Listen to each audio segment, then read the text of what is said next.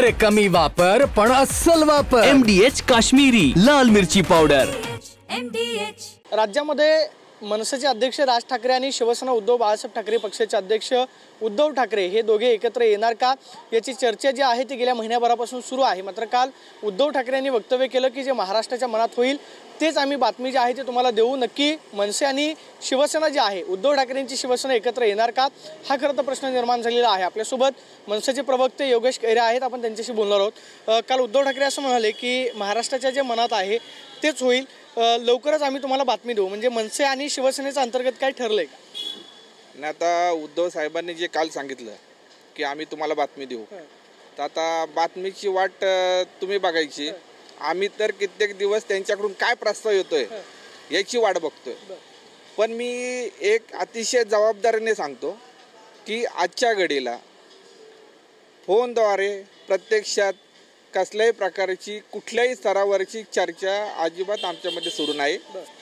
त्यामुळे आम्ही आता जोपर्यंत तिकडून काय प्रस्ताव येत नाही तोपर्यंत ही गोष्ट पुढे जायची शक्यता मला दिसत नाही.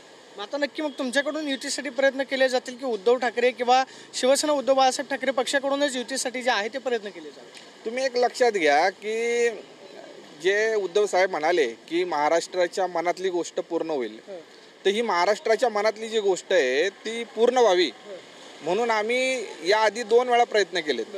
आम्ही 2014 साली सुद्धा प्रयत्न केले की या 2 पक्षांची युती व्हावी म्हणून जी महाराष्ट्राच्या मनात आहे, पण त्यावेळेस अपेक्षित प्रतिसाद मिळाला नाही. 2017 साली सुद्धा तसंच झालं.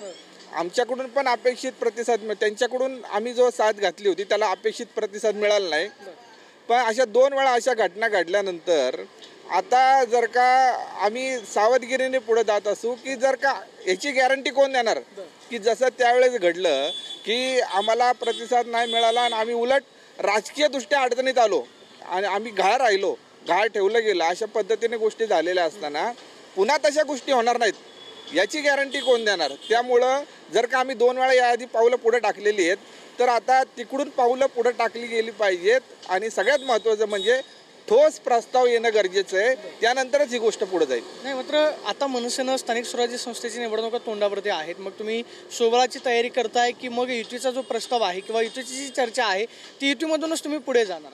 नाही, एक लक्षात घेतलं पाहिजे कुठलाही पक्ष असू द्या की तो आपली स्वबळाची तयारी करतच असतो. आम्ही तर सातत्याने जेव्हापासून आमचा पक्ष निर्माण झाला आहे 2007 साली तेव्हापासून आम्ही स्वबळावरच निवडणुका लढवतोय. त्यामुळे स्वबळाची आमची तयारी कायमच सुरू असते, आजही सुरू आहे.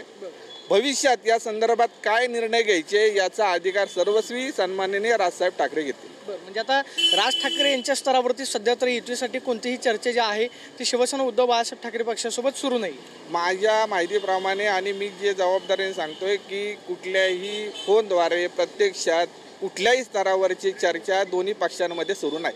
आता नक्की मग पुढचं पाऊल काय असणार आहे मनसेचं? सातत्यानं उद्धव ठाकरे असतील किंवा अमित ठाकरे सुद्धा असं म्हणाले की 2 भावांनी तो निर्णय घ्यावा. म्हणजे उद्धव ठाकरे आणि राज ठाकरे यांच्या स्तरावरती हा निर्णय होईल की पक्षाच्या स्तरावरती होईल?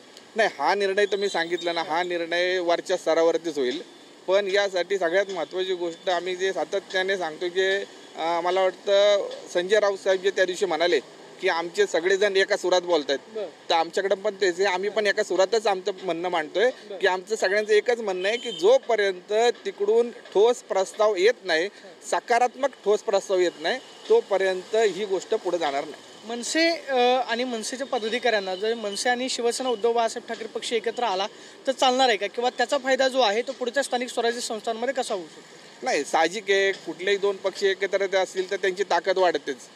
एकत्र येऊन कुठल्या गोष्टी केल्या तर ताकद वाढते. त्यामुळं कुठल्याही गोष्टी एकत्रित होत असतील तर त्यासाठी सगळेजण तयारच आहेत. तो काय विषय नाही. फक्त ज्या गोष्टी मागच्या काळात घडल्या आणि जे आमच्या पाठीचे अनुभव आहेत, आमचे हात पोळलेले आहेत, त्या गोष्टी परत होऊ नयेत अशी आमची इच्छा आहे. आपण पाहतोय की सध्या तरी उद्धव ठाकरे यांनी जे वक्तव्य केलेलं आहे मात्र त्या संदर्भात कोणतीही युतीची चर्चा जी आहे ते फोनद्वारे किंवा प्रत्यक्ष अप्रत्यक्षरित्या जी आहे ती शिवसेनेसोबत सुरू नाही. मात्र जर युती करायची असेल तर शिवसेना उद्धव बाळासाहेब ठाकरे पक्षाकडूनच ठोस प्रस्ताव जो आहे तो आला पाहिजे अशी प्रतिक्रिया योगेश खैरेंनी दिल्यास पाहायला मिळते. कॅमेरा पर्सन विशाल रायपूरसून प्रदीप कापसे, TV9 मराठी, पुणे.